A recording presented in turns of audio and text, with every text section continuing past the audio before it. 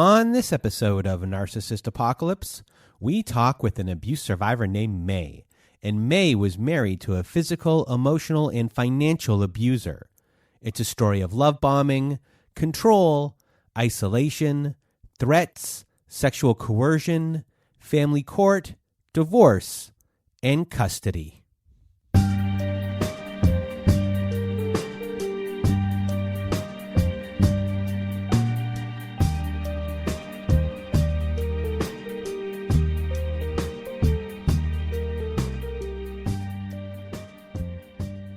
Welcome to Narcissist Apocalypse, everyone. I am Brandon Chadwick, and with me today we have May. How are you? I'm great. How are you? I am doing well, and thank you for asking, and thank you for being here. And if you want to be a guest like May is today, please do go to our website at narcissistapocalypse.com and click on the guest form button at the top of the page. There you can read all of our instructions, and please read them all, and either send us an email at narcissistapocalypse@pm.me or fill out our guest form and press the submit button. And we do have a content warning for this episode, as we do discuss physical abuse and sexual coercion in this episode. And today you're going to hear May's story. And May was married to someone whose bad behavior just began to get worse. And despite, her abuser's initial love and support, the relationship was marked by physical violence and emotional abuse and financial manipulation.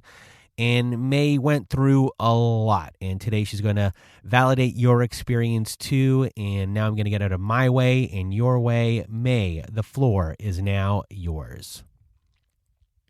Thank you so much for having me and for letting me tell this story. One of the things that I have learned the hard way is how bad things grow and fester in silence when we don't talk about things. So I have taken the last few years to try to really empower myself and hopefully other people to get loud about their experiences, share them from a very basic level of helping people realize that they are not alone, and on a bigger scale to hopefully make some change, some systemic change.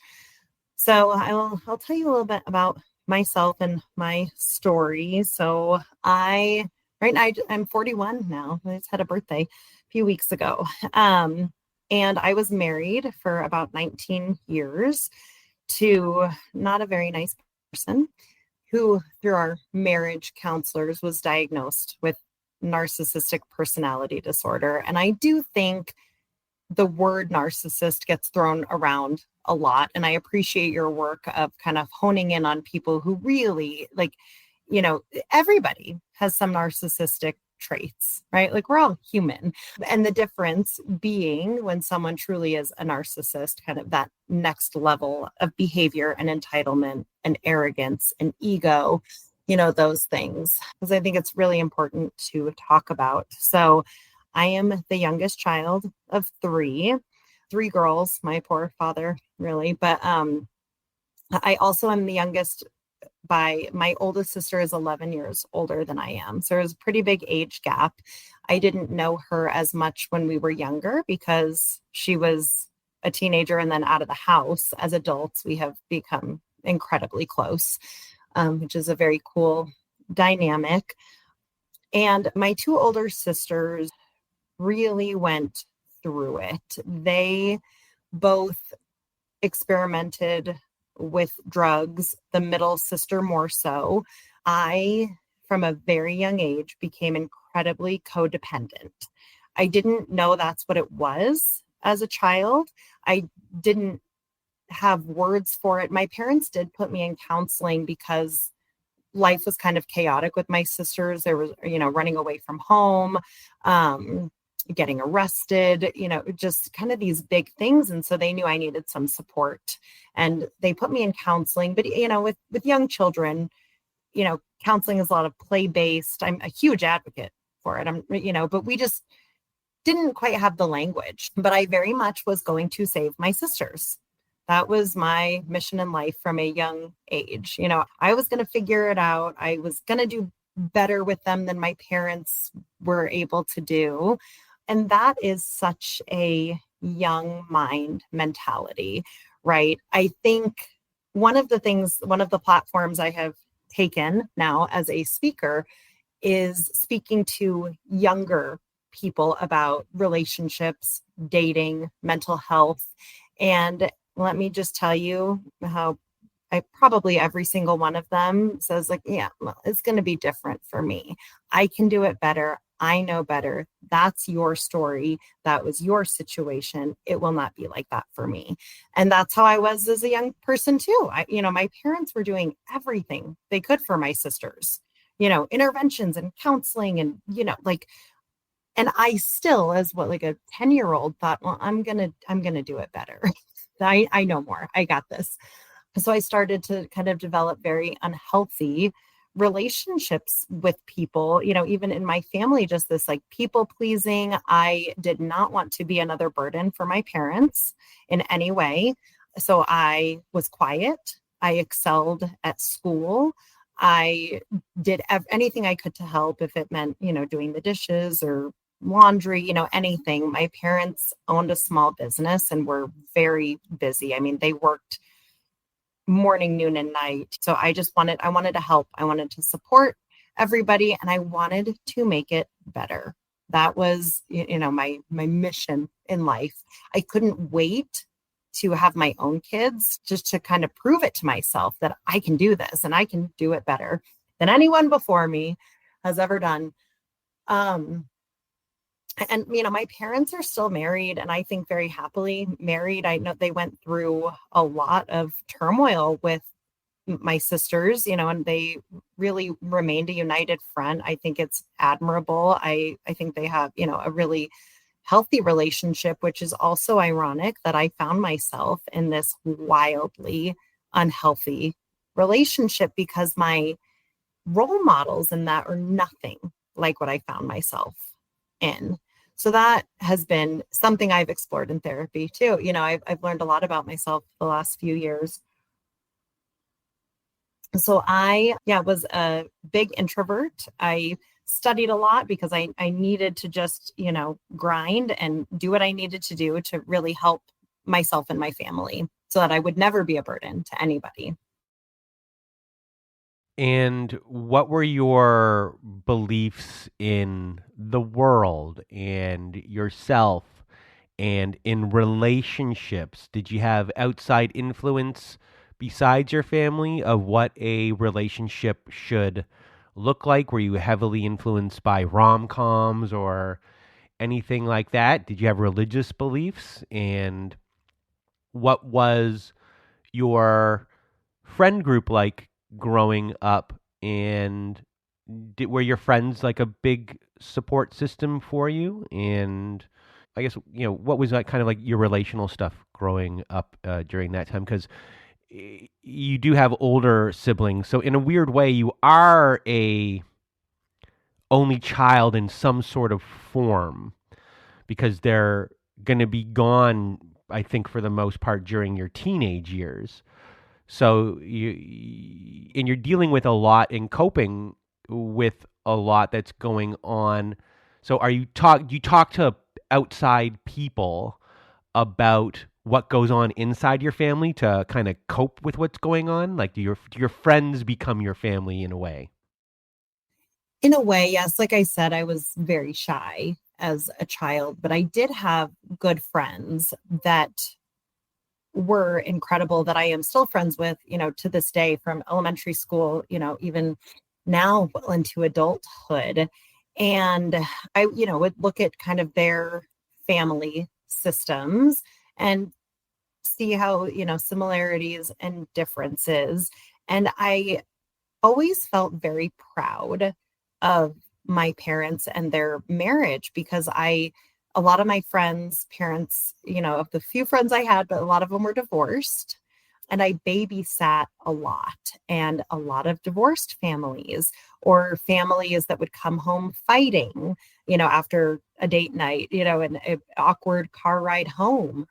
And so, I would see that and think like my parents must have done something right, but I never was curious kind of about what that was. I just figured maybe they got lucky, or if you love somebody hard enough, it works out. But my sisters, one of them was especially promiscuous, not a whole lot of relationships. I saw that and thought, I don't want that at all. That is not something that I want.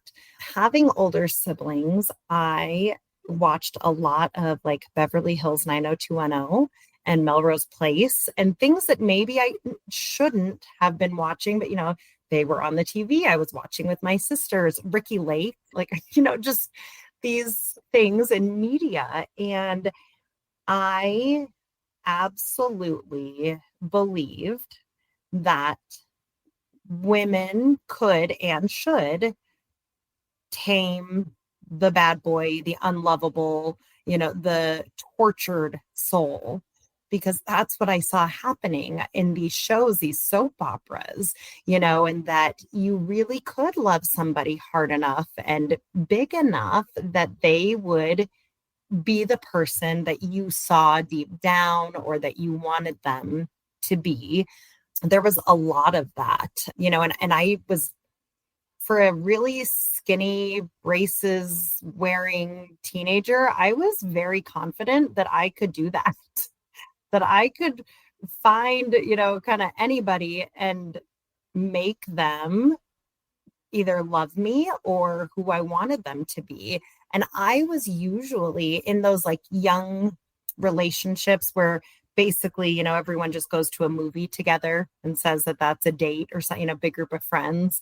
I was usually the person asking the boy out, like I felt very confident in myself, which is funny and kind of ironic. So, I didn't have my, friends were kind of doing the same thing when it came to dating at a young age. I also, yes, I loved movies and rom-coms. One of my best friends, we used to go on Friday nights to the local movie theater and see the 4:00 movie, a 7:00 movie, and a 10:00 movie. And we'd just pick, whatever new releases came out, and usually a lot of, romantic comedies. And there was definitely an appeal and something that deep down I really wanted to happen. It's like I said, I was a kind of a nerd. I was a bookworm. I had glasses, that I wanted to be that person that, like you take the glasses off and suddenly she's just this, irresistible human that now either the bad boy or the most popular kid just, is so drawn to. It's, you just put them under this spell and that will lead to happily ever after. We never see in movies or books what comes after that ending, So yeah, I mean, it was very basic and I just really believed that I could do it. And you end up meeting the person that the story is about in high school. So I think you said you were 14 years old and he was 15 years old when this happened. So for many people out there, when you're older and you meet someone like this, you've gone through a little bit of life experience to as far as relationships go, but you're also dealing with someone who's younger, first time relationships you're dealing with, number one, and two, the idea that this person's young, they're immature, as they get older, they'll grow out of this type of behavior. So there's a lot of leeway that can be given to someone when they're young, and especially for you when you meet someone who's, you're halfway through high school here, maybe in your first year of high school. So there's a lot of runway that can be given to a relationship, and staying with someone and seeing good times for a lot of time.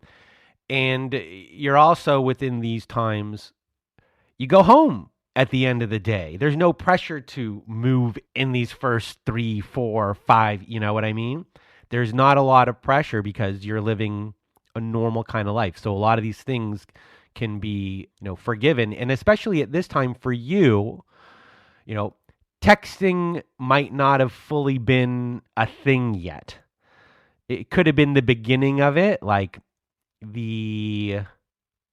maybe like the BlackBerry could have come out or something by that time. Yeah, maybe a Nokia. There was more AOL, Oh, yeah, the instant AOL. Yeah, messenger. you had Messenger.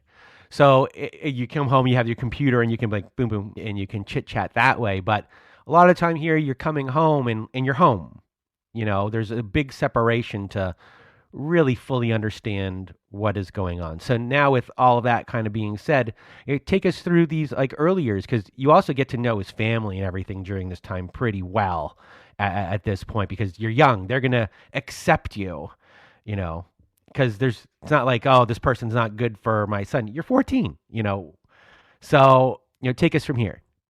Yeah, so we went to high school together, correct? We were the same grade, just like a year apart in age. And he is the middle child of 3 boys.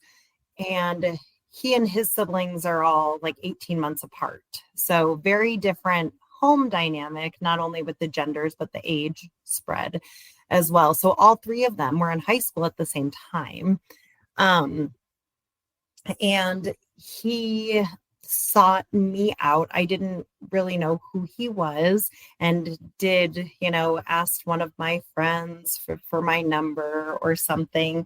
And I remember feeling just over the moon flattered, because like I said, I was usually the one who would ask the boys out, and here was somebody who was seeking me out. So I instantly, even before I ever spoke to him, felt very impressed by him, which again, in adolescence, the bar is so low, it's almost embarrassing sometimes. Any attention can be, something that really just sets somebody over the edge, and they think this is it.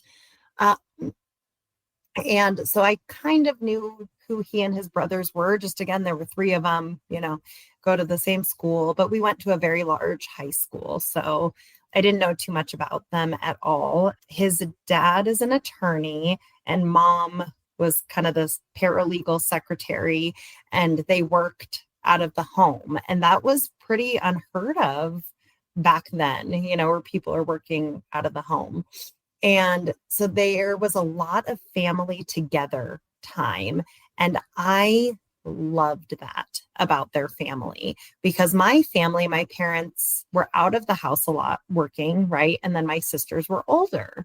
And so the atmosphere in the home was incredibly different. There was always kind of the television on, or video games, noise. And I associated that, I think, with support and affection and love, and a healthy dynamic. I never once, again, I was very young, I didn't know these things, but I never thought, maybe they're enmeshed, maybe this is too much together time, maybe some of this noise that I'm hearing in the house is actually, stress and frustration and this passive aggressive communication. I very much had rose-colored glasses on. And like you said, they were incredibly accepting.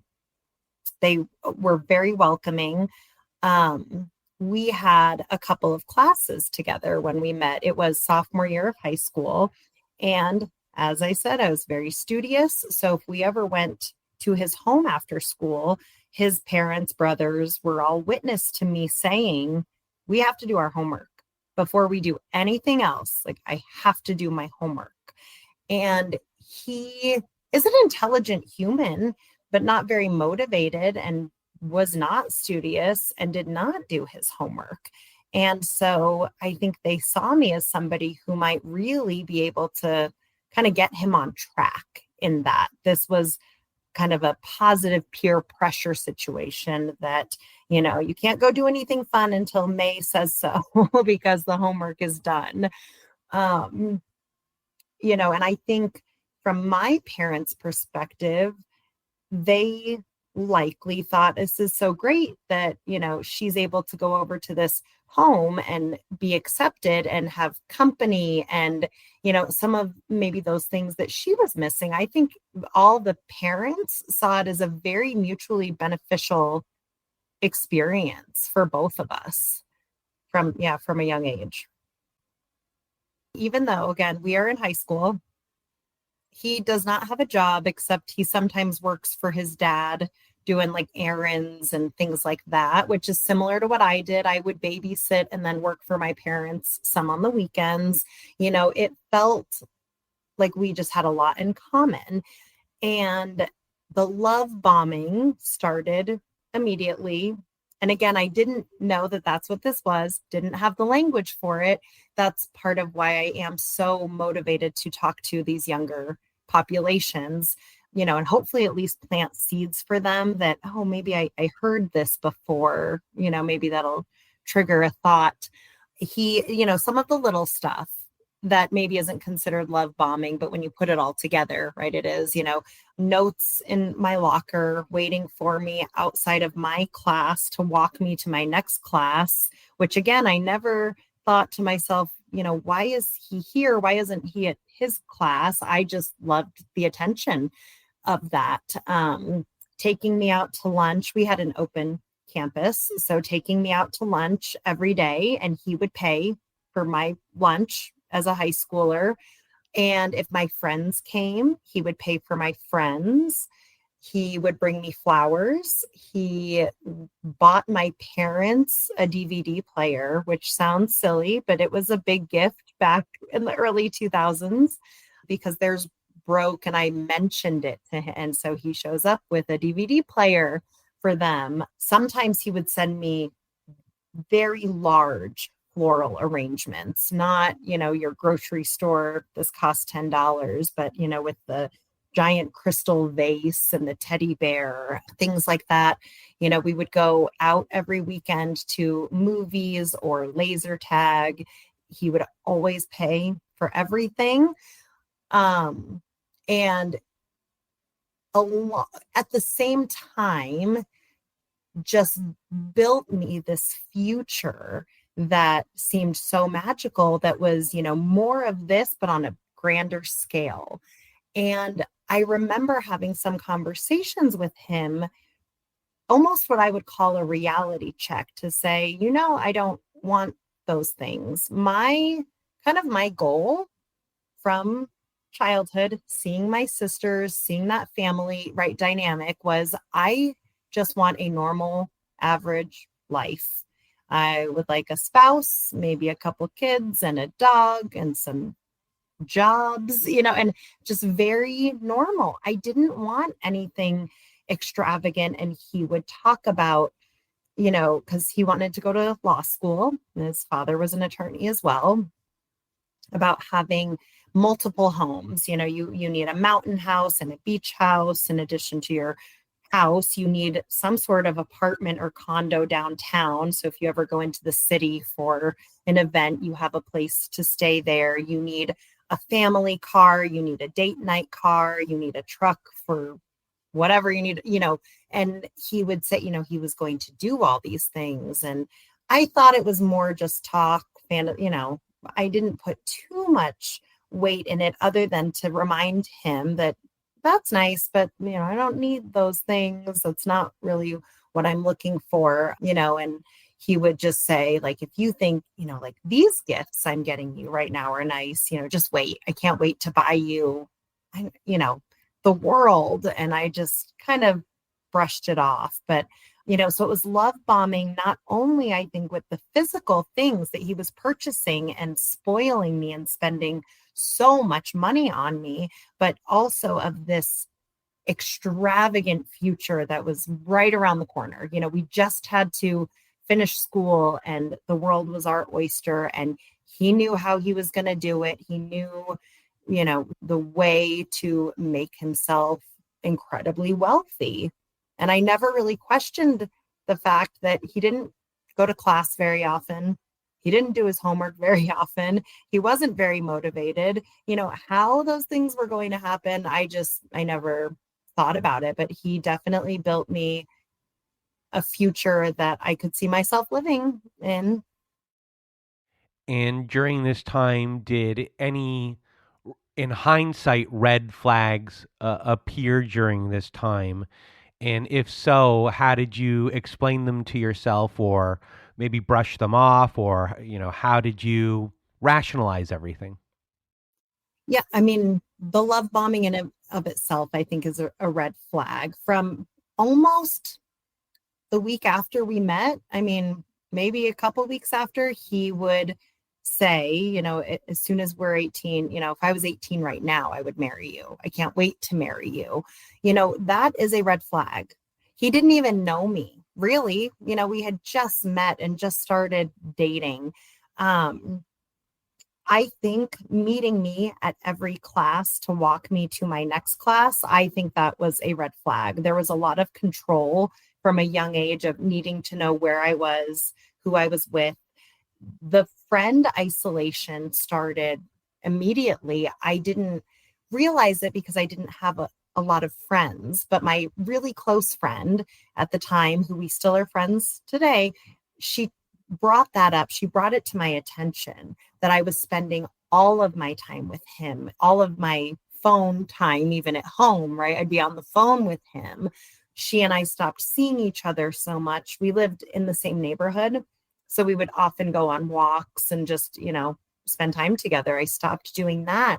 And I remember, I mean, I'm grateful for her kindness, patience, and understanding, because we have had some tough talks over the last few years as adults that I have apologized profusely, because I told her that she was just jealous, that this is what everybody wants. Like, don't come at me that this isn't right. You are jealous of me and of him and of us. We kind of became this bit of like a star couple in high school. So anybody's concerns that they said to me, I just wrote it off as that they were jealous. So another thing that struck me in what you wrote me was the idea of what happens in a lot of teen movies is you have the boy who is, oh, that person's out of my league type of movie, where that boy is doesn't necessarily know anything about anyone. He just is looking at someone for how they look like, and is sitting there being like, that girl will never go out with someone like me. Like, that is the mentality. And it's an unhealthy rom-com. It's a toxic rom-com, movie storyline trait story that we pass on generation to generation now since these things began. And you wrote that this was something that he would say to you, you know. Yes, frequently, which was also something I should have picked up on. He used to tell me frequently that, he couldn't understand how a guy like him was dating a girl like me. And when you kind of boil down the social hierarchy of high school, if anything, he was at a higher level than I was. He was more well known. He had a lot of friends, and I know it's not all about like physical appearance, but like I said, I had braced face and my glasses, and I didn't know how to do my hair. I didn't know, I just, was kind of a homely person. But when he said those things to me, I did start to believe it. And it was kind of a confidence boost for me. But also, what I did in turn was turn that around on him of like, no, no, no. The real dynamic is how did a girl like me get a guy like you? Right. And so I was feeding his ego constantly without even realizing it.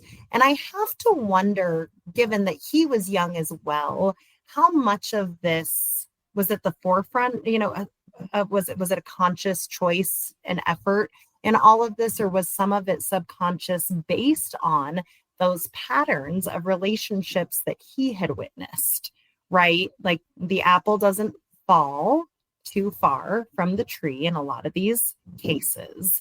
And I mean, his father I mean, I would, if there was a competition, if he doesn't win the biggest narcissist, he's got to be up there in the top 3. I mean, so if he has seen and heard maybe his father say these things or do these things, is some of that just built in versus him kind of intentionally seeking me out as a victim.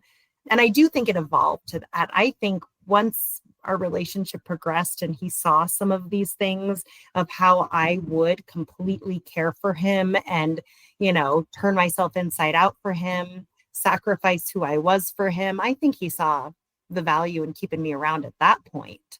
But from those early stages, yeah, I mean, I fed his ego. I was his biggest cheerleader, and that's what he needed, right? And I was his willing victim is how I describe myself a lot. And in college is where you start to see some jealousy as being a huge flag. So can you tell us a story about this? Yes. I mean, even a little bit in high school, and I will say high school, and we see it in these TV shows still too, right? There's a lot of almost like incestual relationships between the friend groups. He dumped me for my best friend in high school. So then I started dating his best friend. And, then everybody kind of swapped again and, a lot of that. And so I don't know in high school that I saw too much jealousy. And if I did, I think it was in that retaliation of, I'll date your friend, something along those lines. In college, though, much bigger population too. We went to a big university and, all new people from all over. People are starting to, go out to bars and, just be social in a bit of a different way. And by the time I got to college, I had kind of come into my own a little bit. I had gained some confidence in the way that I dressed. I still had braces. I had braces for 8 years. But even with that, I kind of had learned, how I wanted to present myself. And, I did get attention from men a lot. I was in pretty good shape. I didn't dress in a very provocative way. I was still pretty reserved in that sense, but I started spending time with more outgoing people who, as a group of females in college kind of attracted that vibe of like, hey, we are here to meet people and we want to talk to other people and see kind of what else is out there. In college, my freshman year, I lived in a co-ed dorm on the same floor. There were girls and boys' rooms on this same floor. And that was a very big problem to him. We're at the same university, but different dorms, different locations on the campus. And, living on the same floor as other men was, again, a huge problem and something I didn't request. I didn't set this up, completely out of my control, and it was still somehow kind of my fault. I, halfway through the year, ended up switching to an all-female dorm. And, that was a headache and a lot of work. And he, if we were ever out socially, if, a man approached me or said anything, he would get very upset. And at that time, it wasn't necessarily my fault, which is so funny because as I'm saying this out loud, the dorm I got assigned to, somehow that was my fault. But if we were out and, someone catcalled or whistled, that wasn't my fault. So I don't know. It's so curious. I think I'll never stop exploring the psyche of narcissists and abusers. There's kind of always things that pop up as I talk about it that surprised me and that got to figure that one out too. Yeah. So lots of jealousy. And so we broke up our freshman year for a little bit and he became so incredibly despondent. He was making suicidal comments. I had to contact his family about it and I could fix it. I could stop all of his pain and suffering if we just got back together. And so that's what we did. Going back a little bit, I know we already touched on childhood, but one of the messages I very much received in childhood. And I think my parents still say this. It was just my interpretation was wrong. The message I was told is that love is sacrifice. And to my parents, that meant compromise. You don't always get your way. You might have to sacrifice what you want, because you love this person. But I really internalize that as that you sacrifice yourself. You sacrifice your needs, your wants. You become a true martyr. And that is love. That is love. And that is the kind of love that will get you, that will end up with you receiving the love that you wanted. If you put that much, you pour that much into somebody, they are going to return it in the way that you want. And I could not have been more wrong about that. Because in fact, right, they again see an opportunity, and he didn't need to do anything. I did everything, and it worked for him. So, so much groundwork has been laid kind of already as far as the control that he was doing, and your response, everything's kind of fitting. You're young, and not that it's not going unnoticed, but it's able to take hold and surround you in a way where it is not menacing or threatening. It's become normalized. And once this type of stuff is normalized, that's your normal. That's where you're now operating from. So, this normalized behavior, once that happens, a relationship can last a very, very, very long time, because your baseline of what normal is control. So step one for you already is you're living in a controlled environment to begin with.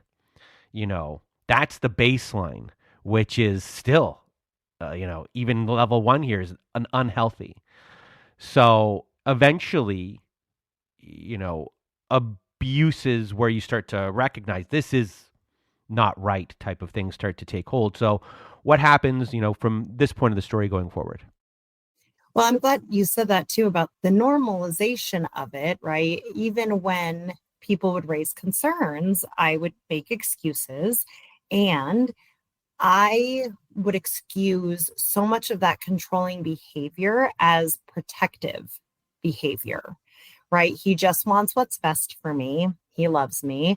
I have a male cousin who moved out to where we lived when we were in college, who reached out to get together.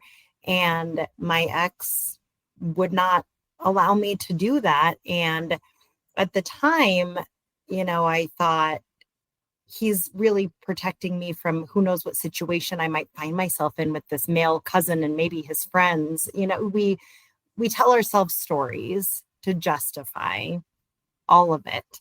And I didn't have much to compare it to at the time, especially amongst my peers, right? In high school and college, people were more dating, having fun, seeing what was out there, doing more maybe typical behavior. I didn't have many friends in these like long-term committed serious relationships. And I was always cautious of comparison, because you hear that phrase, comparison is the thief of joy, right? And so working very hard to have gratitude for what I had, right? And not wanting to be greedy or selfish, just, being grateful. And as people started, my peers started getting married, having kids, I would notice some things that I thought, that's different, but maybe that's what works for their marriage and their family. This is what works for my marriage and my family. I didn't dive too deep into anything. And I think in hindsight, so much of that was I was so hyper vigilant all the time, right? Looking for a shift in the mood or trying to anticipate somebody's wants and needs to avoid any kind of conflict or confrontation, that I never really had the mental space to really question anything. He kept my mind so occupied with this kind of unwritten checklist that I had to make sure that I did, every day, from small things. I was not supposed to like wake him up. And I typically woke up first, and just that stress of like tiptoeing around, you don't want to breathe wrong and, maybe wake him from his slumber. I always think of Aladdin with that, who disturbs my slumber, to making sure that the coffee was made and hot and ready the way, that he liked it, to, making sure that his bag was packed the way that he liked it, that the laundry was clean and done in the right way, that the clothing he needed was, my mind was seriously, I could talk for 2 hours just about those tiny things I had to do every single day. And because my mind was so preoccupied with that, I really wasn't able to consider that maybe this isn't right or normal or what I want for my life, or even question how we got here in any of that. And yeah, as my friends started coming into my same phase of life, that was eye-opening to see the support maybe that they got from their partners, whether just in marriage or parenthood, and thinking, man, that'd be so nice, to have some of that. But the real, like when people ask me, what happened? What was that giant shift or event? It was COVID and it was lockdown, and life changed for everybody. I'm not unique in that. Our family is not, special. And I would see things, on social media or just talking to my friends about all the things, people just really finding the positive in this really tough time that the world was going through, coming together as a family, doing maybe some projects that you hadn't gotten around to, spending more quality time together because we were given that, people weren't able to leave the house. And what was happening in my house, I had 3 kids. The youngest was 3 years old, and I was trying to homeschool these 3 kids, the 3-year-old, not as much, but a little bit with a preschool curriculum. And then still maintain the house and all of those things, which a lot of it I would do when everybody was gone, right? It's hard to kind of clean up after everybody when everybody's there. I was a very stereotypical stay-at-home parent where I took care of everything around the house, everything from like doctor's appointments to grocery shopping, meal planning, cooking, cleaning, laundry, all of it. And it was really hard to do when everybody was there, not to mention trying to teach these kids school things and, navigate this new world that we were living in. And he was lucky enough to be able to work from home. And so he no longer had a commute. And so I am running myself ragged, taking care of everything. And he is staying in bed until 10 a.m. or so, getting up and working out for a couple hours, taking a shower, taking a nap, maybe doing an hour of work, scrolling TikTok I used to look at his screen time for 6 hours a day on TikTok, and then going to sleep at night. And I started really asking myself if this is the kind of household that I wanted to be in. I started reading some self-help books. I read Untamed by Glennon Doyle. That was a big eye-opener for me. I read Fair Play. Eve Rodsky wrote that, and it's about, having kind of equity in your relationships and, household duties, things like that. I read a lot of Rachel Hollis books, like Girl, Wash Your Face, Girl, Stop Apologizing. And I really started to recognize these unhealthy patterns that were occurring. So in the summer of 2020, I wrote him an email because I don't like confrontation. And I told him that I wanted a divorce. And when that happened, things went from bad and unhealthy to extremely dangerous and life threatening and violent. There were patterns, I think, from the very beginning of, marriage and having kids. His mentality was, we need this picture perfect family. And I need everybody just to be happy. And I need everybody just to sit still and look pretty. And I don't appreciate when people even are hungry. He took everything very personally. If my cell phone didn't have service for some weird reason, and I might say something along those lines of, hey, I have no signal, he would get incredibly defensive and say, it's not his fault that, why am I telling him that doesn't have service?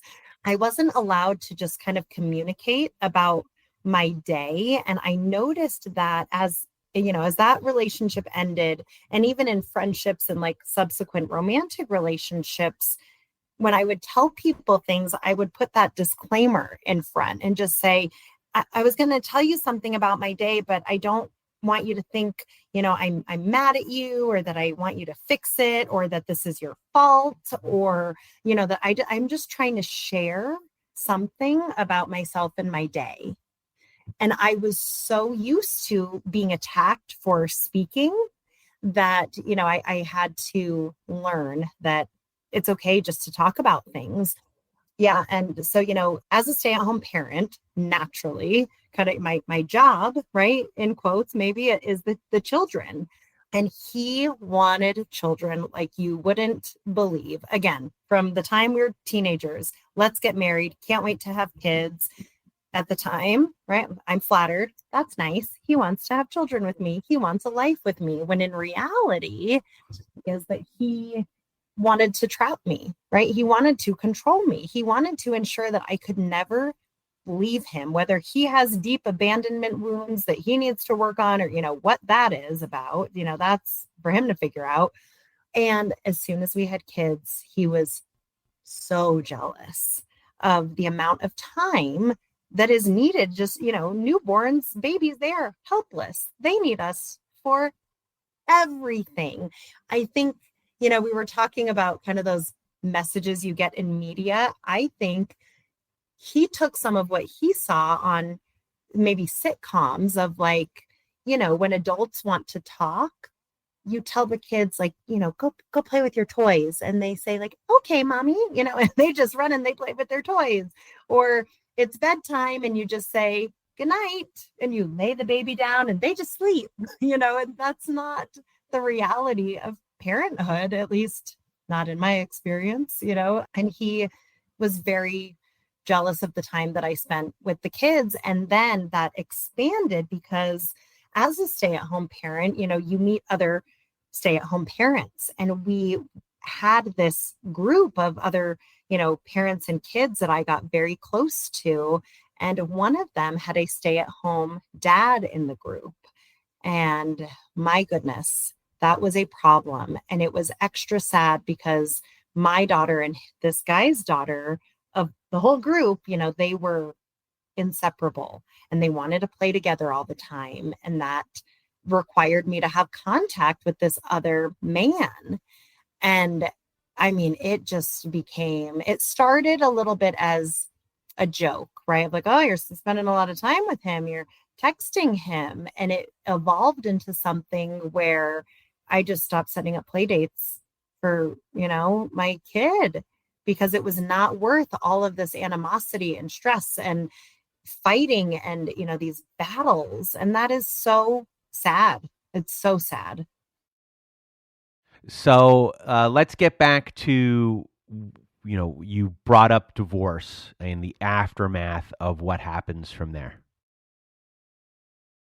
Oh, yes, I brought up divorce, and he read this email that I sent, and I tried to have firm boundaries because, again, I spent 2020 kind of learning about myself and these things, and I thought, I can do this. And I said, I don't want to talk about it with you. This is my decision. I have thought about it.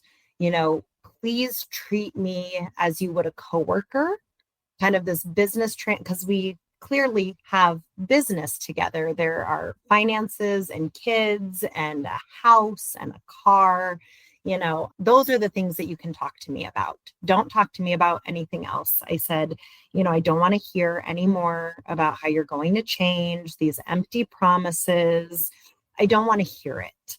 Prior to that, he had been physically violent twice during times of intoxication. So I honestly wasn't too worried about physical violence. It just wasn't really on my radar. I maybe should have thought about that further, but I didn't. And so, of course, he cried. He agreed with everything that I said in that letter about him. I wasn't very nice. I wasn't trying to be. I was laying it out that, hey, I think you're lazy. I think that you are full of hot air. I think that you have a sex addiction. I think that, you are an incredibly unhealthy person, and I don't want to have any part of that in my life. And so he agreed. He said, you're right. He sat there, cried and cried about it and begged for a chance. And I at first said no.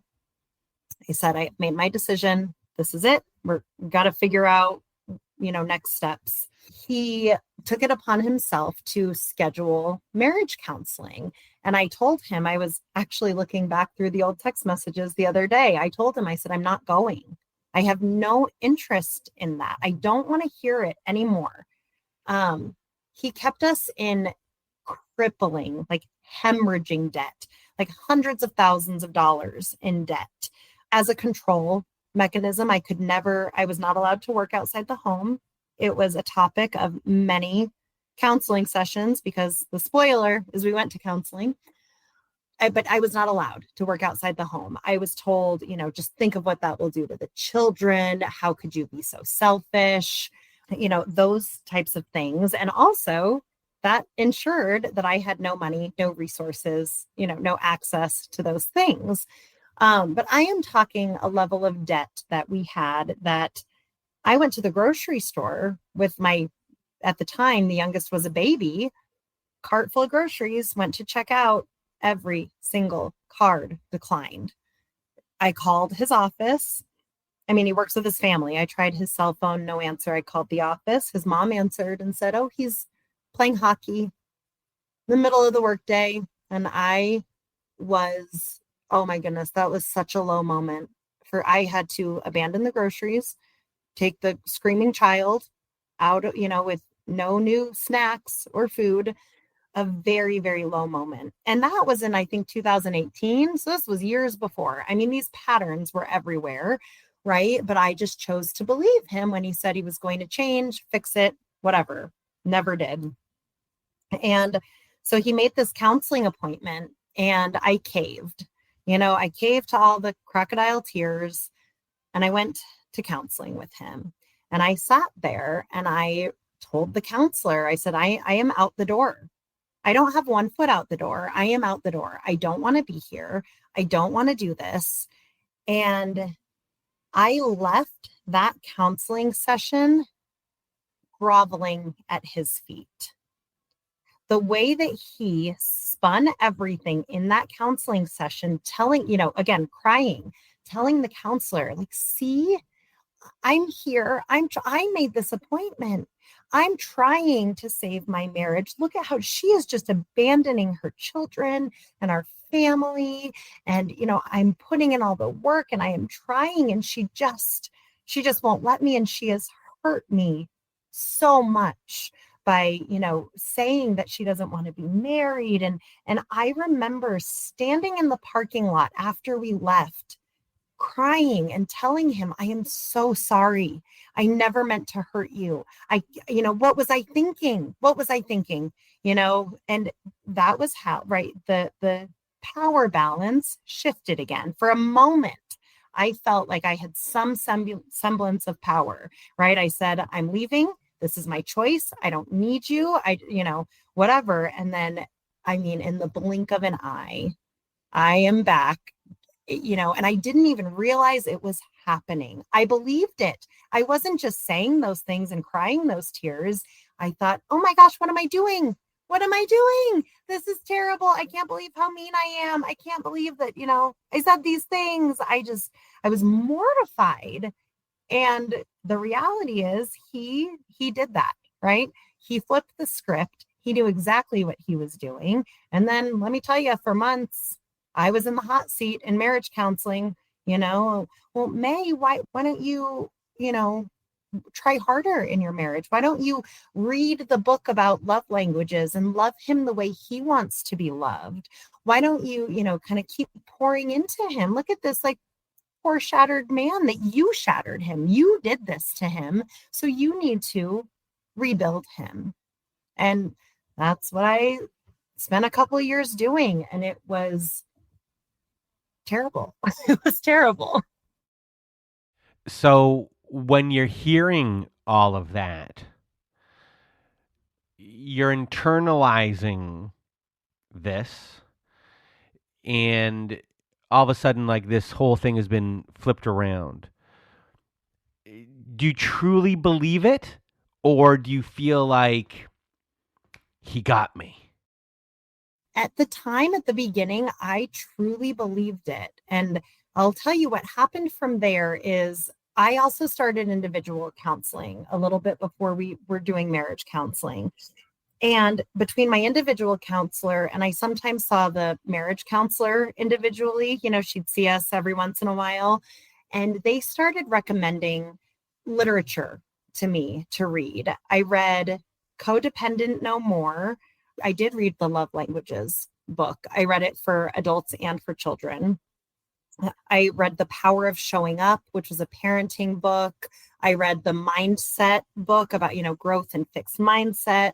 And as I started reading these things, that's when I started being like, wait a second here, what happened a few months ago where he was such a victim again? That is not true. That is not what happened, And so then I started to get more bold in marriage counseling and saying more of, how I saw it and how I thought it was, of like, hey, marriage counselor, I know for the past few months I've been trying to make this up to him. And let me tell you a little bit about this maybe other perspective, right? And this other version. And we all know 3 sides or more to every story, right? Like, there's a grain of truth in all of it. And, I just started to really call him out. And when that happened, the marriage counselor started to really see him for who he was. The mask was slipping. He couldn't stay afloat anymore, because not only did I start talking to the therapist about it, I started talking to my friends about it. I started talking to my mom about it. Not any of the especially graphic parts. I didn't go into like some of the sex stuff that I had issues with, but just kind of these patterns, and to have them have a response of, right? Like, it was very validating for me. And it made it so that people were looking at him through a bit of a different lens and really kind of seeing things. I will never forget August of 2022. I sat down at the kitchen table at his mom's house with his mom, and she had learned. I had talked to her about some of the things, and I told her, I said, I will never tell you the extent of what he has done to me. I said, I'm a mother. I have sons. I cannot imagine truly what that would be like as a parent to hear these things and know these things. And she had seen and heard enough, right, of the things that happened out in the open, that she sat me down and she said, you are in an abusive marriage. She said, we are going to figure this out. We are going to work with you, work with him. We're going to figure out a path forward, but it got to a point that everybody saw it. And that is, again, where it became incredibly dangerous for me. He felt, I imagine, right, backed into a corner and like he was losing everything. And when people are in that position, right, they act in ways maybe they wouldn't otherwise, or, in really scary ways. Yeah, when someone is losing their grip on power and control, and the things that they did to keep that power and control over you before don't work anymore, they then start experimenting with multiple different things to see what will work to keep you there. And I'm going to hark back to your early part of the relationship where he pulls out suicide threat. He did that when he was young, and that worked. So that worked a long time ago, and he's using his own bodily harm to keep you around and to keep control. So now you're in a spot where, well, we're dealing with someone whose ethics or values and those things aren't maybe the best to begin with. And now everything is going to be slipping. So when you're dealing with someone who doesn't have maybe that stuff instilled in him, and you are an object and you aren't a human being, there's a dehumanization that's gone on and it's all about him. The things that they might throw to keep you around can become scary and very scary. So with that being said, take us from here. Yeah, so it ended up that our first marriage counselor, after about 1.5 years, said she wouldn't work with us anymore. She said what we were doing was not marriage counseling. She said to him, until you get yourself some help, this is not going to do anything. This will not be productive. I mean, it got to a point where our sessions, I would just sit there crying, kind of cowering while he was just spewing anything. Like nobody even kind of knew what he was talking about at that point. So she said, I'm sorry, I cannot work with you anymore. And at this point, I was just desperate to save him, save my marriage, in a way, maybe save myself in that. And so I found us another counselor, and it was a male, because I thought maybe, that will help him connect better. So we met with the male counselor, and then he met with my ex individually, and then with me individually. So this is, he's had 2 interactions with my ex. And when I got on a session, it was a telehealth session. And he said to me, I have seen cases like this before. He said, he is going to kill you. He said, I will not work with you. I will not work with him. And he said, all I can do is tell you that you need to leave. You need to get yourself and your children out. He said, and I don't know what transpired in their individual session. He didn't share any of that with me. He said, he tried to warn me about the way that his family would turn on me. And this memory is clear as a whistle, that I remember telling him, no, his parents know. Everybody knows that this is how he is, and they are helping me. They are going to stand by me. And he said, they're not. He said, at the end of the day, I don't care that they've known you for 20 something years. At the end of the day, they are going to protect their son. And I said, no, not over their grandchildren. No, they know what he has done to me and to these kids. And he just, was like, well, you let me know. And well, of course, he was right. That is a little bit later in the story. But so after he said, no, he won't work with us, I found us another marriage counselor. First session, he looks at my ex and he says, "Do you know what a bully you are?" And, then of course my ex was, "This isn't going to work. I can't do, and this counselor is not going to work." And again, the further we progressed into this journey and the more I was exposing him, he couldn't keep the mask on for even a session anymore. I mean, it was getting to the point where he was really showing his true colors all the time, everywhere, for the world to see. And so I don't think we have said this yet. For listeners out there, my ex is in prison. He is serving an indeterminate life sentence for assault and abuse and domestic violence and all of the things that he did. And there were three kind of main nights that those charges stemmed from. They each had a name. The first one, there's a bar called Pindustry, and that was the Pindustry night, an incident.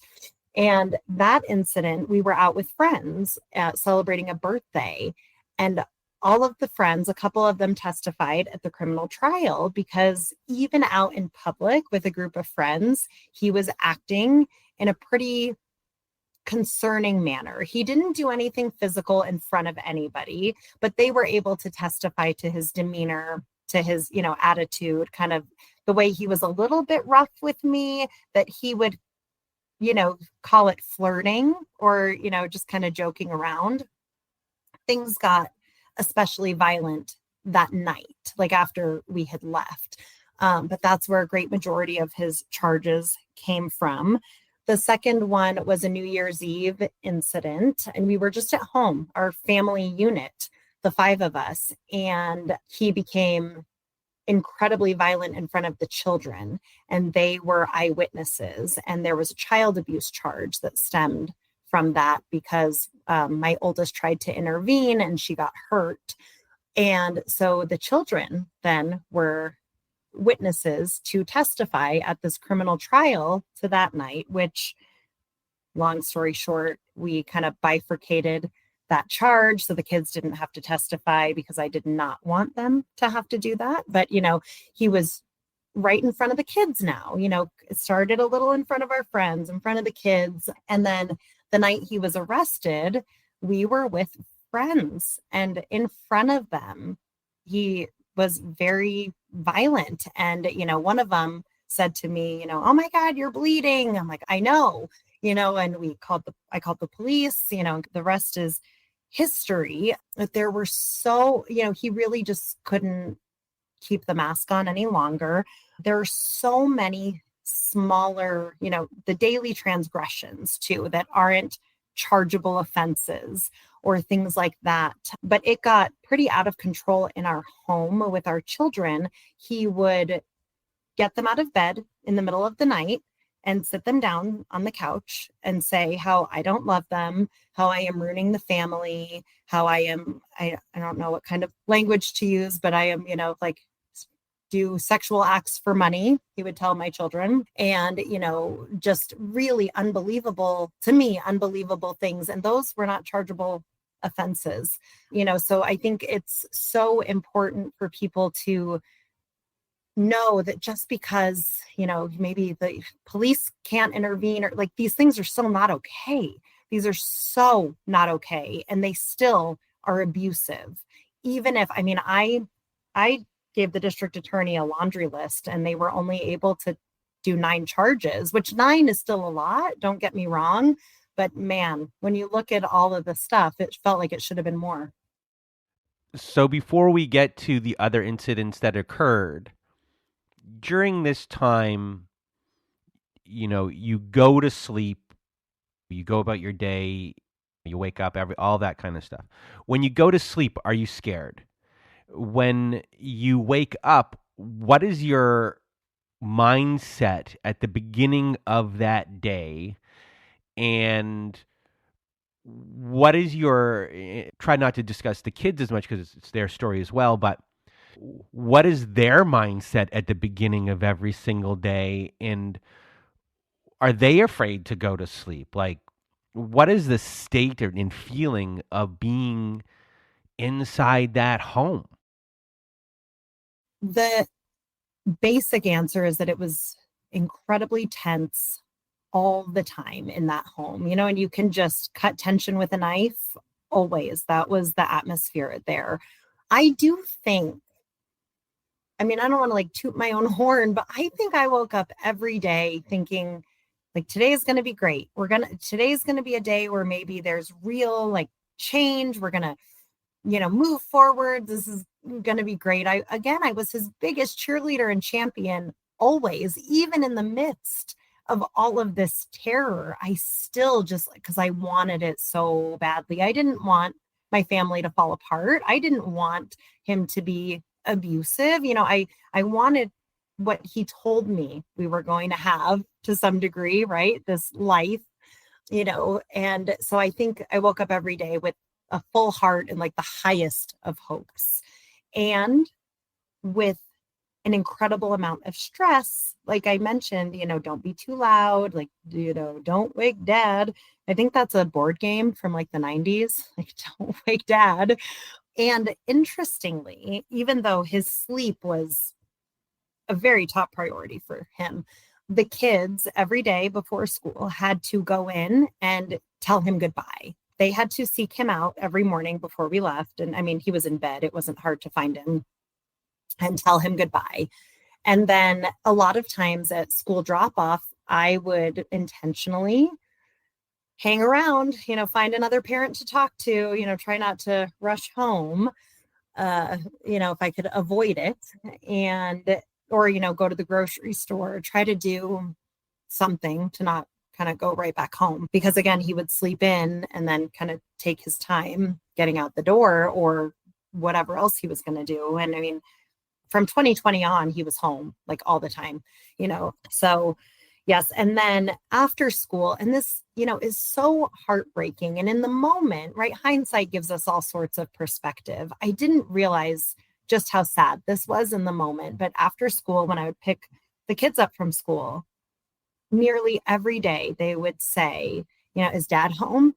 And if I said yes, yeah, okay, and they'd kind of stay tense because they knew when they walked in the door, again, they had to seek him out. They had to go find him, tell him hello, give him a hug, and kind of gauge that, like, okay, dad, what are we doing now? Am I allowed to go like have my snack with? They didn't have to ask that, right? But there's just this kind of like unspoken agreement of like, we'll check in with dad, and then we take it from there about what next steps are for our day. You're testing the waters of like the mood, the air, everything that's going on in their world over your own world to know how I should act, how I should proceed, instead of being allowed to just be, who you are. It's the enmeshment, or the, just like with someone who's related to an alcoholic, you're caretaking the other's mood before you know how to proceed for your own mood. If you're allowed to, am I allowed to have my own mood today? Exactly. And, if I ever told them, because sometimes he would be gone, he did occasionally go to meetings out of the house or, have something to go do. And if I ever said, like, nope, dad's not home, it would just be like, right. The sigh of relief that we can just go, be ourselves, be kids, whatever it was. And then there was a lot of, prioritizing him and his needs, of course. Right. And again, him wanting, like when the kids go to bed, there's so many jokes on social media about how many times kids get out of bed, or, they want to tell you about their day at bedtime, or they need a hug or water, whatever. And that would very much frustrate him, because to him, once the kids went to bed, that was our time. Right. And I'm not saying there's anything wrong with wanting adult connection, right? Especially with your partner. But it was always, a lot of exasperated sighs of like, the kids need A, B, C, D, this is such an inconvenience to me. There were times, you talk about like going to bed too, or you asked about that.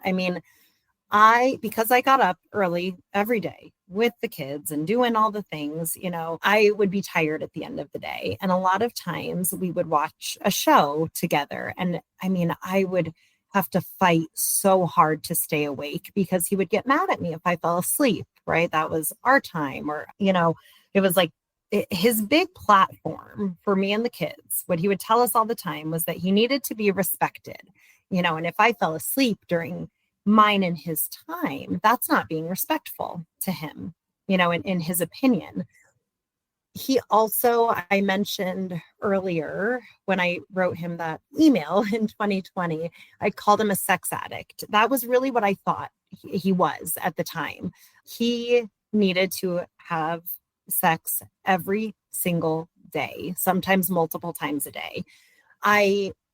Through reflection and therapy, I think it really was just more that he used sex as a tool of power and control, domination. I mean, I was completely objectified. I didn't even know my own body, honestly. I just there were times I would say, do whatever you want. I'm just going to play on my phone while you do it. I mean, that it's heartbreaking in hindsight that was the relationship that I had. And also that he thought, okay, I remember being pregnant, horrible morning sickness, morning, noon, and night. And if I would get sick, he'd be like, use some mouthwash, get back in bed. We're not done.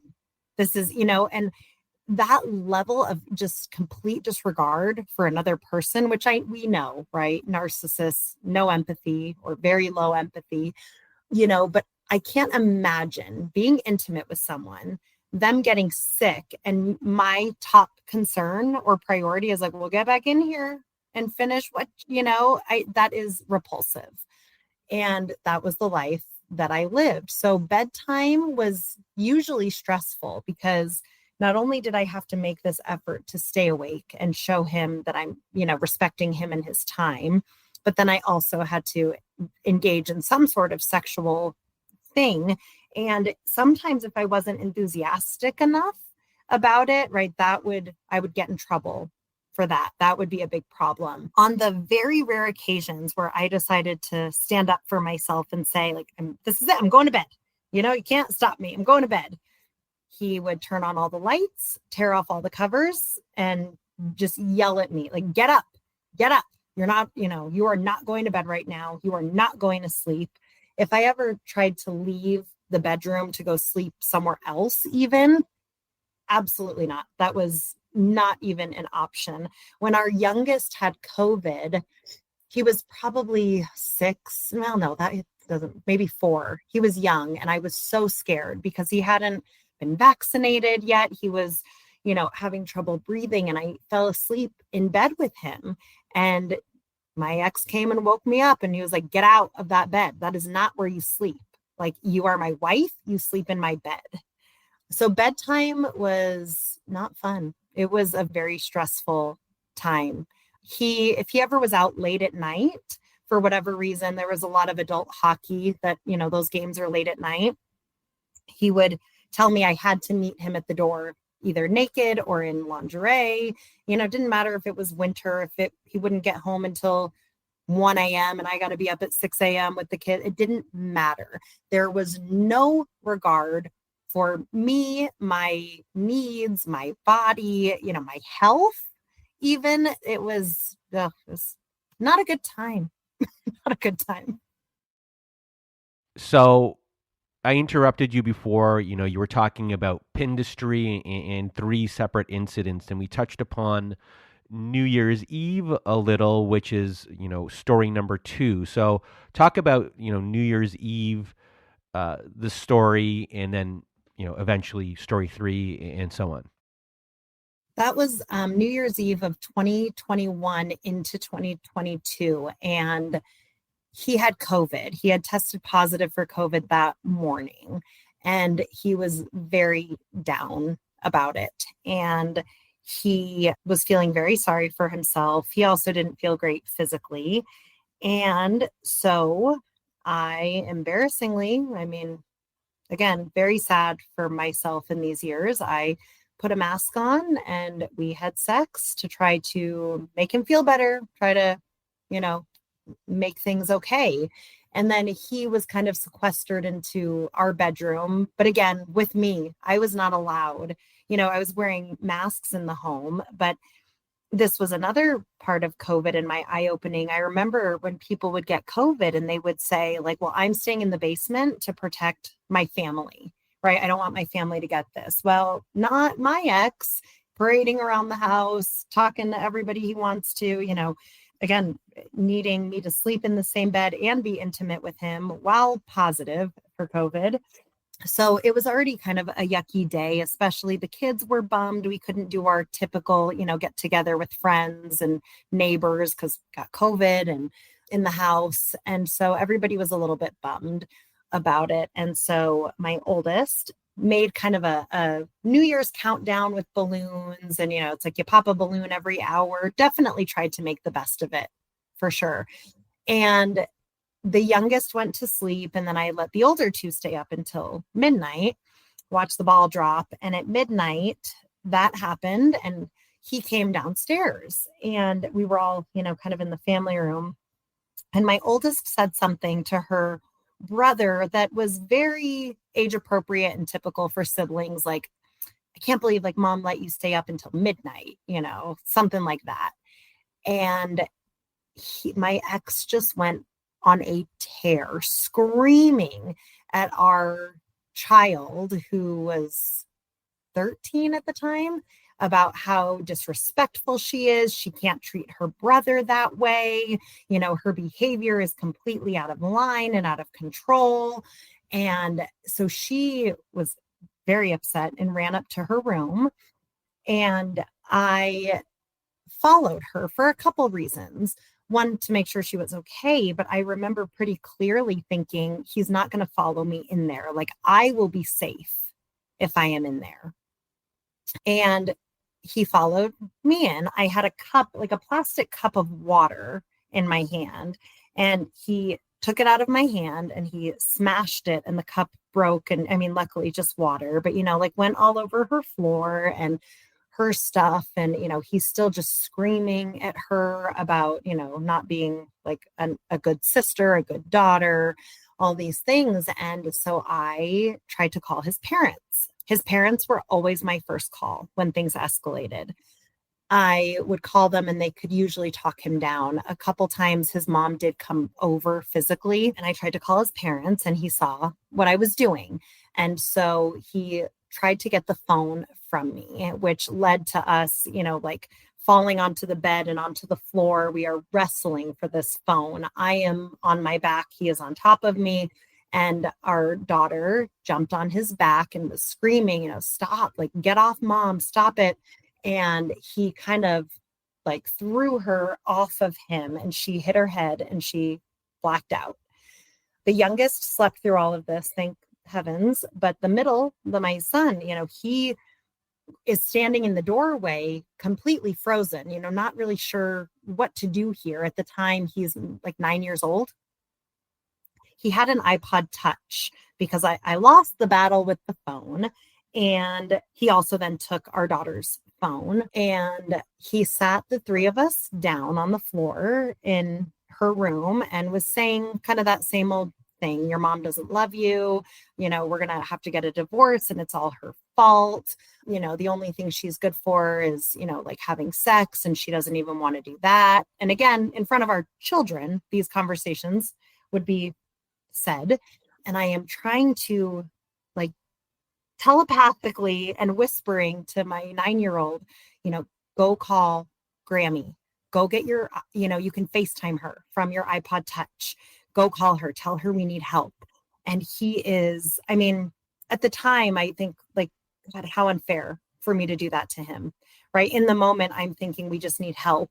And I bet he'll let you leave this room because you're a boy, right? And you're not the one that is in trouble for being disrespectful or whatever, so, but in hindsight, I've apologized to him too. We've done a lot of family therapy as well, that I'm so sad that I asked him to do that.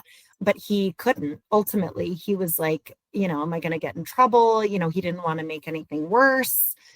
And so then for whatever reason, my ex ran out of steam and he told the kids to go to bed, and we stayed up most of the night, me apologizing, kind of that same unhealthy cycle. And I had lots of bruising on my arms and stuff. And that, I had started taking pictures of these things because, in the back of my mind, I'm like, I'm going to need them. And I would like email them to myself and keep them in this hidden folder in my email. I have an iPhone, and my iMessage and everything was linked to his iMac, so I couldn't do things in text messaging because he had eyes on all of that. So that was, the New Year's Eve incident that led to a child abuse charge because our daughter was hurt in that. And it's interesting too, because when I took pictures of things, I would just, if there were bruises on my arm, I would just try to, snap a photo of my arm. And when we presented all of these in the criminal trial, their argument was that they didn't know if it was me because you could only like see my arm, and, luckily we were able to, everything from the phone is time stamped. It came from my phone. It corresponded with the days that, it was beyond maybe circumstantial evidence, but I never thought, oh, in order for this photo to be considered valid, it needs to be like my whole body, or it needs to show my face. It needs, I was thinking I was being proactive. And even then, right, I was told kind of that I did it wrong. So that was an eye-opening experience from the court perspective also. And then there's a third story that goes along with all this. So what is that? Yeah, so the night he was arrested, we call it the Jellystone incident. We were at a wedding at this place that has like a campground, and it's called Jellystone. Here, at least in Colorado, it's like Yogi Bear is their mascot. And we had a little cabin, for the wedding. And it was a bad day, the whole day leading up to it. He was very upset all day that we had, a busy morning and afternoon, and we didn't have time to have sex before the wedding. And it went from bad to worse at the wedding that a younger gentleman was incredibly flirtatious with me. And, he laughed it off. This younger guy's grandmother even approached me and said, he's only 24. He's had too much to drink, pay him no mind. I'm so sorry, if he's bothering you. But, it's a wedding. It's all in good fun, whatever. And so when we went back to the cabin for the night and he wanted to have sex and I was so tired, it turned into this thing of, like, well, you're out on the dance floor flirting with all these other people. And, you're such a, expletive, all those terrible names, you might call somebody. And, like, what are you good for if you won't have sex with me? That's your one job as my wife. I was told a lot, he doesn't need me to do the laundry. He can go to the dry cleaner. He doesn't need me to grocery shop. He can eat out every day. He doesn't need me to take care of the kids. He can hire a nanny. What he needs from me is sex. That is my one purpose. And if I'm not doing that, right, I am worthless in this relationship and in this marriage. And I don't know if people understand, but I think they do, how incredibly unattractive that is to be told those things, right? That doesn't build any kind of sexual intimacy or make you want to be in, any sexual relationship with this person. And I told him, I said, I don't want to tonight. You're not being very nice. You weren't nice all day. I don't want to. And then, he got incredibly upset. There was there was hitting, throwing things at me. And I just played possum.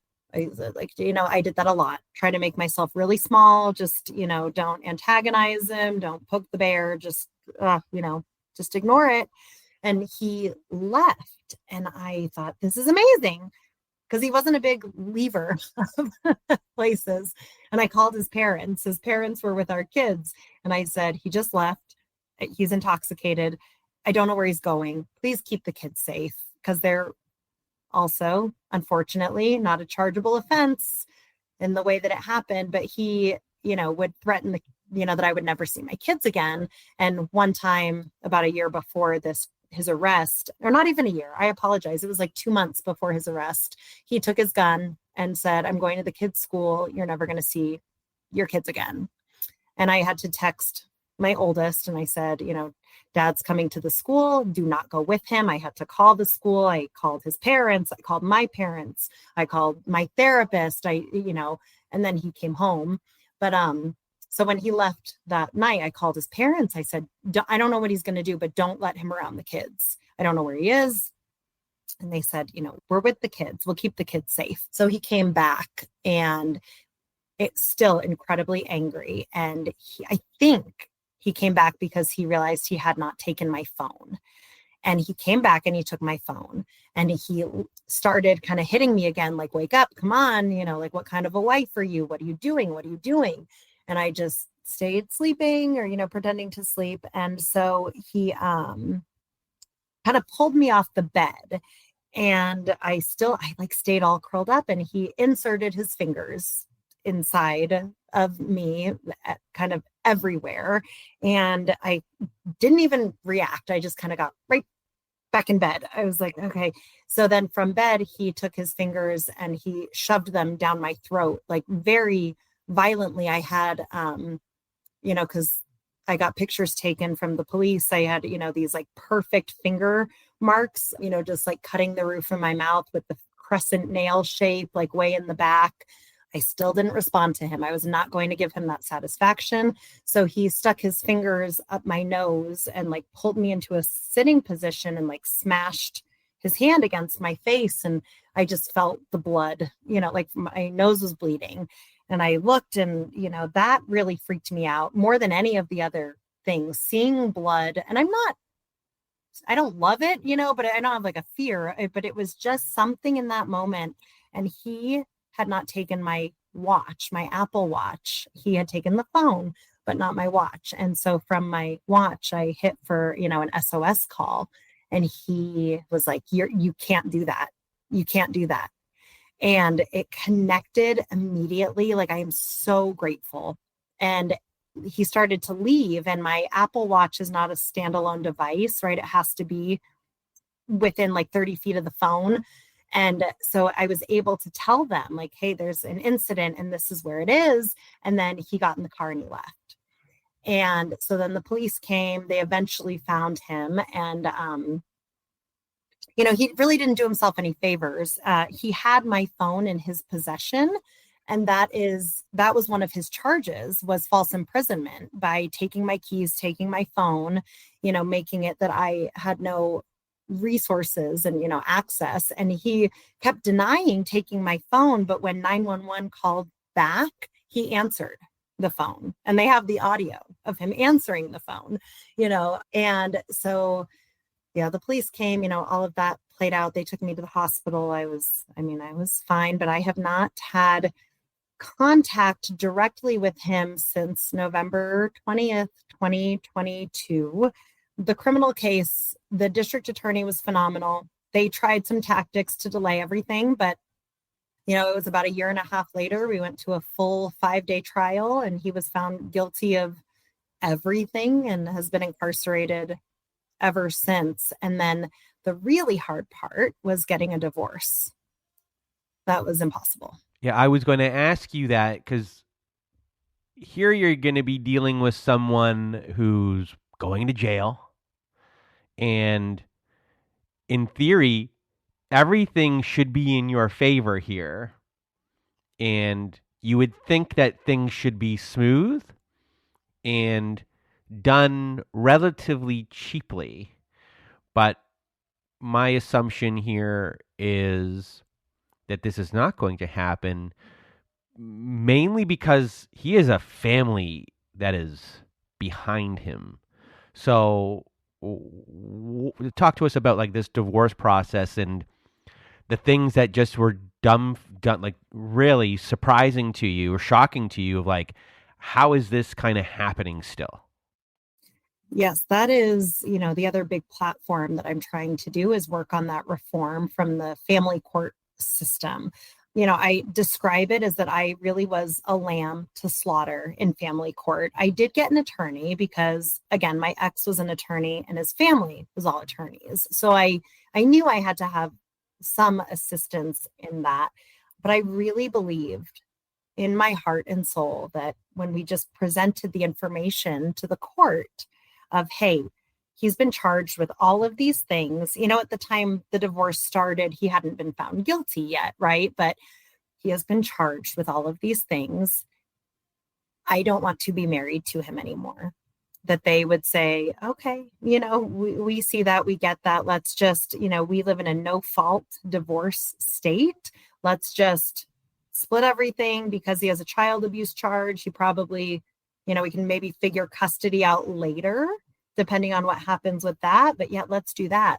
And no, $137,000 later, just trying to get a divorce from this man, and honestly, from his family. I really wasn't divorcing my husband. I was divorcing his father.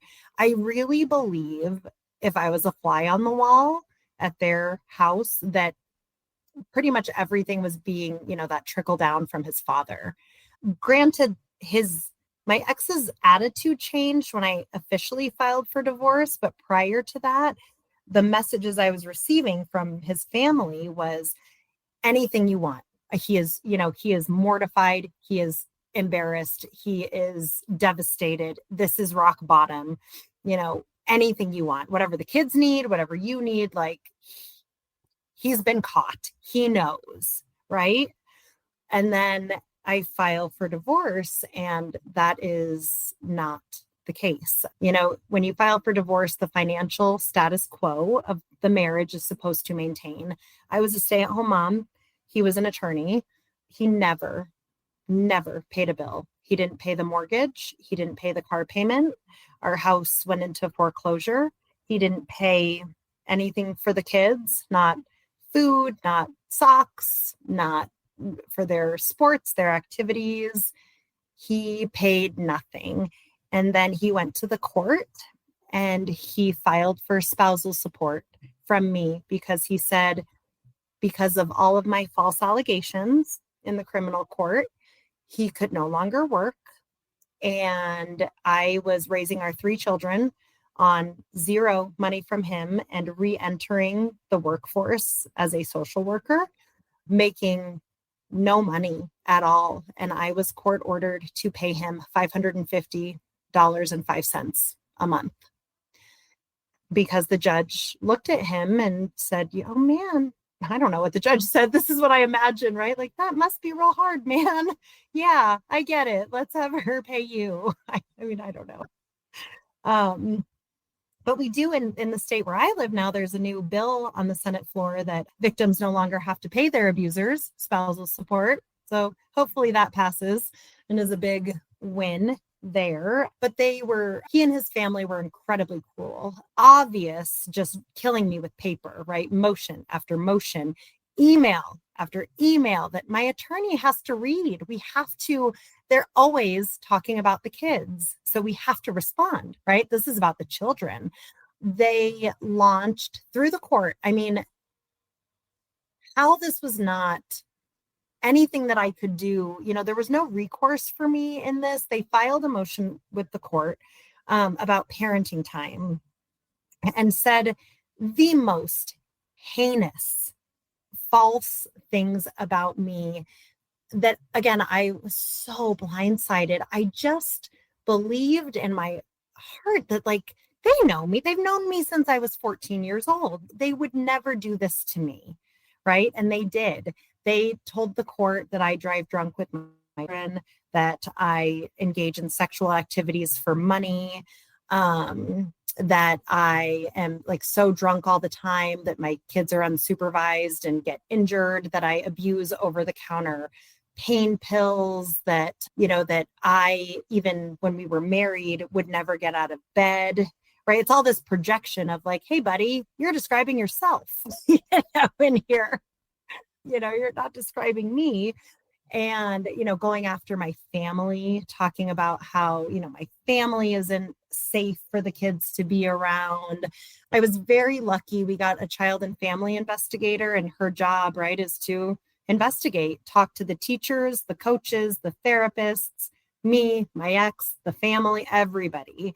And I am so grateful we had a very intelligent, thorough child and family investigator. She saw everything for what it was, especially, when you see something from the court or, from him that goes through court that says this mom is completely absent all the time. And when she does show up, she is intoxicated. And then you go talk to the teachers and the coaches and they say, right, like, no, she brought these kids to every single event, always, never had any concern about, her abusing substances or anything else, right? When you have everybody saying that, and then this one really angry, jaded person saying, it's pretty obvious, right? But the emotional toll it took on me, I mean, I had to file bankruptcy. I had no income. I had no money. There were no assets. There was no savings. There was nothing. All that I walked away from, I mean, it's a big thing, right? I walked away from that with myself and my kids. But, I walked away with nothing. We were, for all intents and purposes, homeless. We just were very lucky that a family friend had this townhouse that was vacant that they let us move into. It was the things that are allowed. Family court is truly a free-for-all. When I had to get a deposition for family court, the victim blaming was out of control. They asked me if I like anal sex, how much I like to give blowjobs, what color underwear I wear, what was I wearing the night that he attacked me, was I dressed provocatively at the wedding, what kind of mixed signals did I flirt with my husband and then tell him no? I mean, it was so traumatic. The post-separation abuse, I think, is far worse than anything I suffered physically. And I still have like some permanent scars and reminders physically, and everything else. I mean, it was awful. It dehumanized you even further. It did. And I even said that to my attorney at one point. I said, can we please remind the other side that, like, I'm a human and my children are humans and these are our lives, and it is never too late to start doing the right thing. So can they please do something, with integrity instead of, because at the end of the day, I'm an adult. I have a job. I'm doing all right. But these children, these innocent bystanders and victims in all of this, every time that they hurt me, ultimately they were hurting the kids. I, as their sole caregiver, provider, right? Like trying to help these kids with their trauma and their PTSD while I am trying to manage mine and, take care of myself and them. I mean, and to have them just, like shitting all over us all the time made it so hard. And I mean, I will, like, you can cut this if you want, but I cannot tell you enough, and the world out there, like, how proud I am of my children.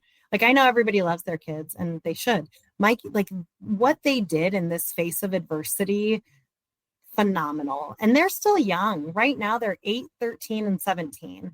I mean, just truly, like, I just will never stop bragging about how amazing they handled everything. And, grateful for their therapists and for our family therapist and our community. And this, I mean, I can't take credit for all of the things that, the kids have done and how great they're doing. But I mean, it's just phenomenal that while the other side was trying to just break us continually, that, we really came out the other side. And I hope that our story can really be a symbol of hope, because it was very dark. So after the divorce settles, your ex goes to jail. You're here now picking up the pieces of your life which from the age of 14 until now, we're talking 25 plus years here, has to be repaired. And there's a lot of trauma that has gone on. And at the same time, you got to figure out stuff for your kids during this time. All they have known has been you and this other person, and this toxic environment and this unhealthy, unsafe environment. So what were your biggest struggles in the aftermath of knocking yourself down to bare bones to try and get you back up again? And same with your kids. And how have you all been working, together to get there? I personally spent a lot of time kind of beating myself up. I can't tell you how many times I told my mom, my friends, my therapist, I should never have called 911. If I had known that this was going to be the domino effect, in that moment, I was scared. I wanted him to stop, right? But had I known what this would do, the kids are not in the home that they grew up in, everything is a struggle. My kids have become what we call scholarship kids, to be able to continue in some of like the activities that they do, right? They get scholarships for those things. And or just, the generosity of strangers sometimes, right? So it has been very humbling as well. But so many times I got caught in that spiral for years, mind you, of this self-blame. And like, I cannot believe that I did this to my children. I cannot believe that I turned their lives upside down.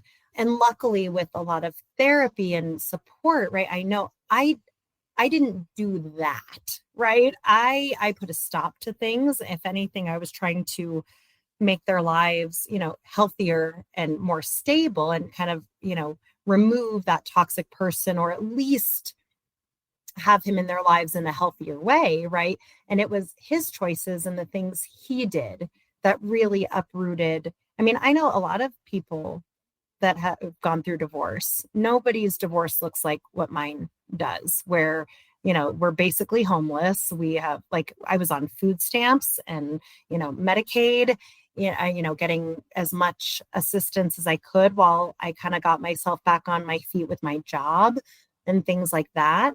But yeah, it was years of me really just kind of hating myself for what I did. And then, having that reframe of, that I didn't do those things. I didn't, make it that the kids are not able to be in their home or their sports or their, activities. And so, yeah, rebuilding and all of us has been a journey. Absolutely. And I keep the kids in counseling because I think it's going to continue to come up for them. I mean, not only are their brains not fully developed, but different like ages and stages, right? The youngest, after the conviction, he was telling everybody, like, my dad's in jail. My dad's in jail. And his peers didn't know really how to respond to that, right? That's not a common thing that anybody was dealing with, right? And then on the opposite end, my oldest, my daughter, was like, don't tell anybody anything. Like, it's so embarrassing, right? Like, I'm not ever going to tell anybody anything, and then the middle kind of fell in the middle of that, of, he would tell his trusted people and whatever. But again, a lot of people in our community knew, because we are a pretty close-knit community. So, but I do remember when he was arrested thinking, well, I'm not going to tell anybody that this happened. I was mortified as well, right? And obviously that's not how it works in real life. People were going to know. He wasn't allowed to be around, protection orders, all those things. But healing, I mean, there's so many cliche things, right, about healing. Yes, it's a journey. We still get triggered, all of those things. But it is probably the hardest thing that anybody will ever do, because you can choose not to, right? You can choose just to kind of to sink into it. I just am so grateful that in those really dark times, like I mentioned, the times, I called my parents and my friends and even my attorney and said, I'm giving up. I'm done. I'm not doing this anymore. I'm not fighting this fight anymore. I cannot do it. I don't have it in me anymore.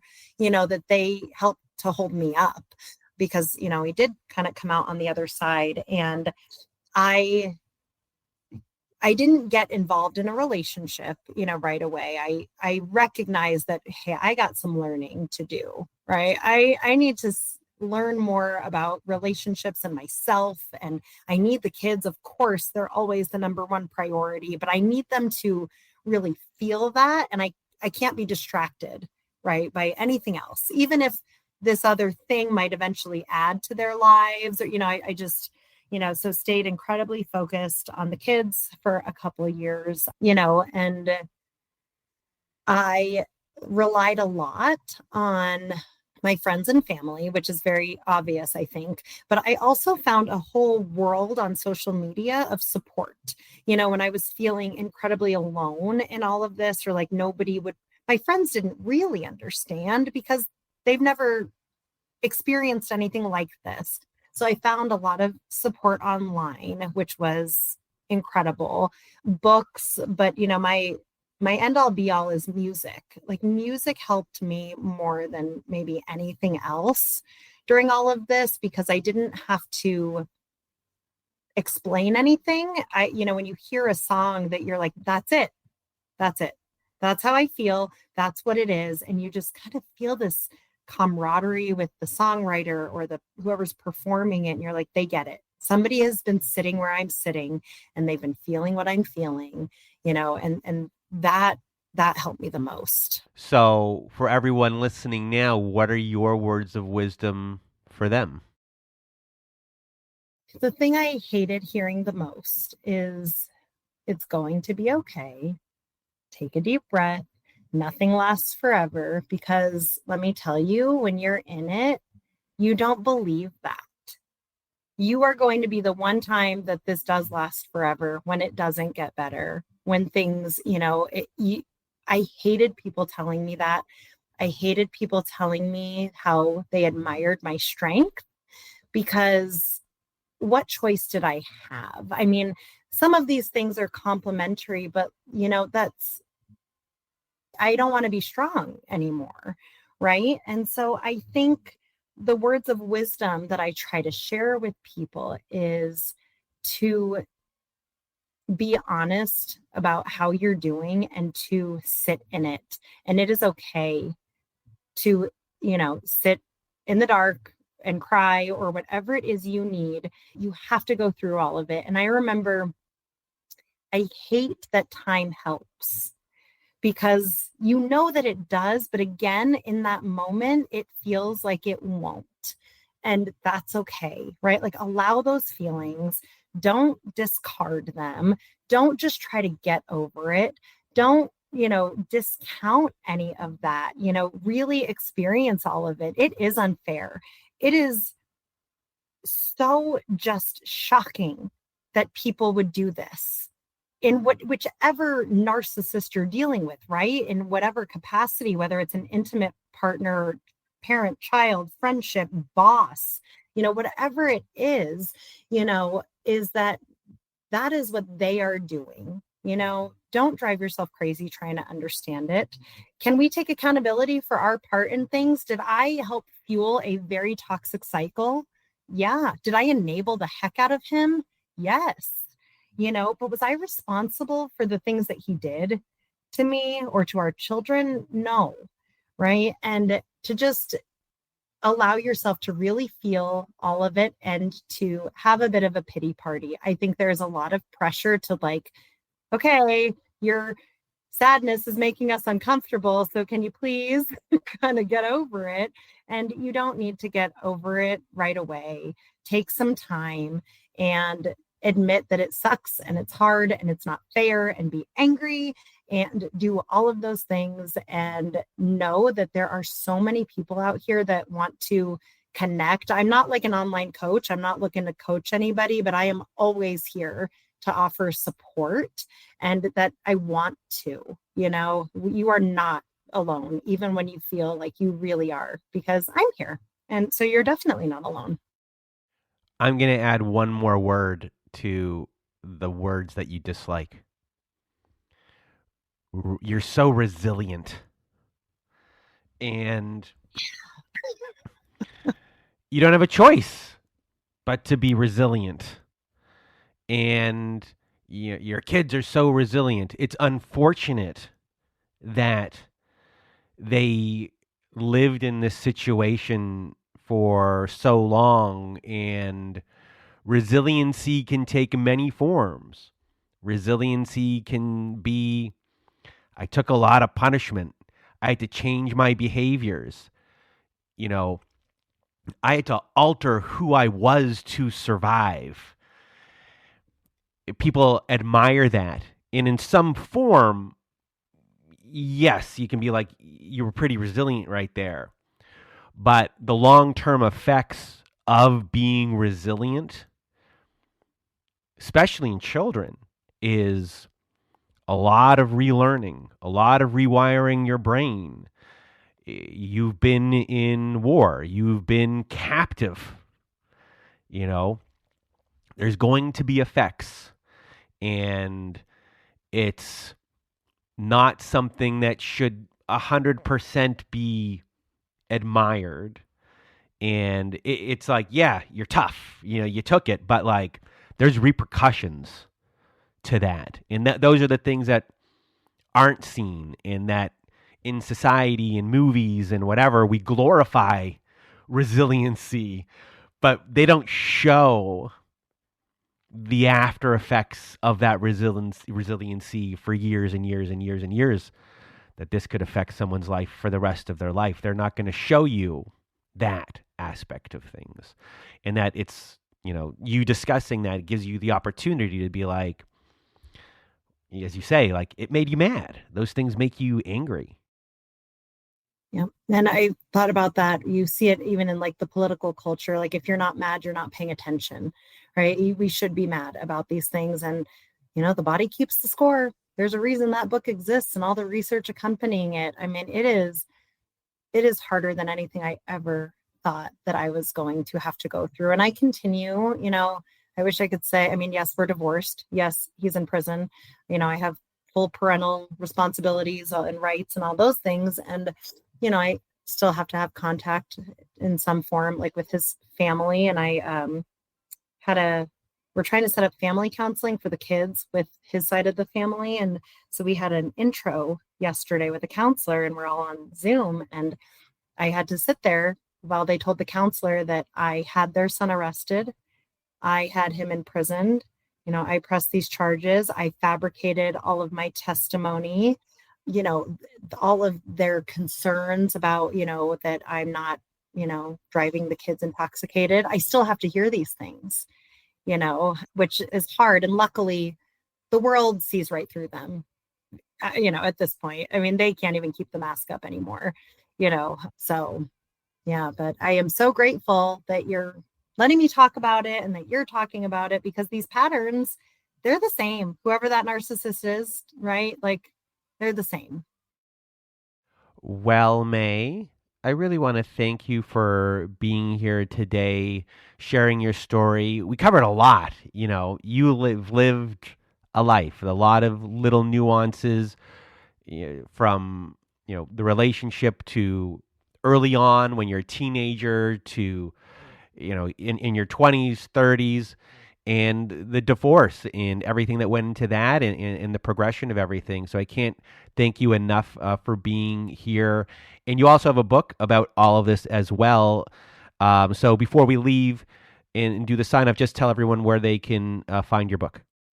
So it will be available on Amazon in about a week is our hopeful date. It's called An Embarrassment of Pandas by May Scott.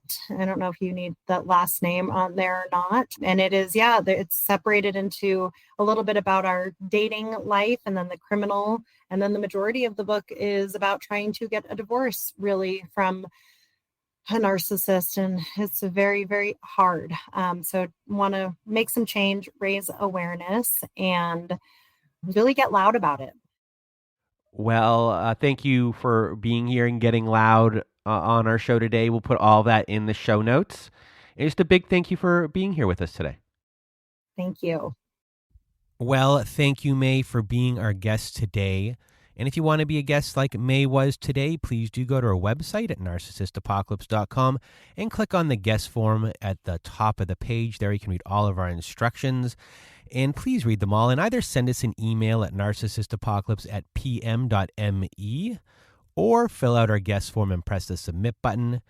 And also at our website, we have a support group. So if you need support, we have a support group by clicking on the support group button at narcissistapocalypse.com.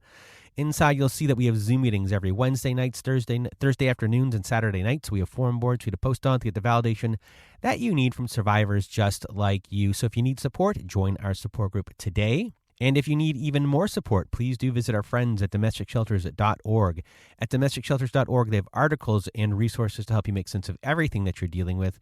They have every phone number, email address, and web address for shelters and agencies, no matter how big or small the town you're from.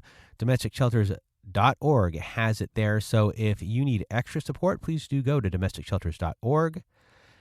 And we have friends of the show called Shelter Movers, everyone, and Shelter Movers can be found at sheltermovers.com. And what they do is they help you move all of your stuff from your home into storage, and that can be your pets and livestock too. So if you're trying to get out of domestic violence and coercive control and you need help leaving the home, you can go to sheltermovers.com. They are only available in Canada, and they are a donor-supported charitable organization. So if you need help from them or just want to donate to them, go to sheltermovers.com. And that is it for today's survivor story, for today's episode. So for myself and May, we hope you have a good night.